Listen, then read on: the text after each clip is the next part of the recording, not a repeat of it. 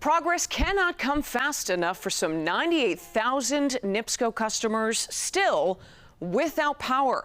This is a live look at the utility's outage map. They are still in the dark 1 week after a string of very powerful storms. Some neighbors may be waiting another week for their power. NIPSCO estimates Highland and Munster will be the last to see their lights back on. Our Sabrina Franza live for us in Munster. She has more on the restoration efforts there. Sabrina? Hey, Marie, some neighbors here, they've simply have had it. They're turning to instead helping their neighbors, and their neighbors are helping them right back, removing some of the debris that's on the ground, because though they haven't seen NIPSCO anywhere, they're just starting to now see some of these trucks. This seems to be a subcontractor that's been on the ground here, Praxel. It's a company that we found based out of Kentucky, but really, like we mentioned, they can't turn the power on themselves, so they're doing what they can to make it easier for these guys. Cried. We cried, and we cried some more. Mainly because no one was expecting this. Kristen Savage walked us through the destruction in her backyard. So we have about 6 trees. It fell on the house. Insurance company did send someone out to come clean it. However, they just left the trees in the back because that's literally what they're supposed to do.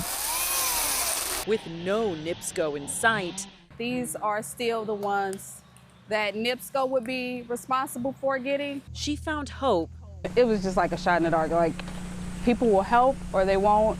in strangers. The only thing you can do at this point is ask for help.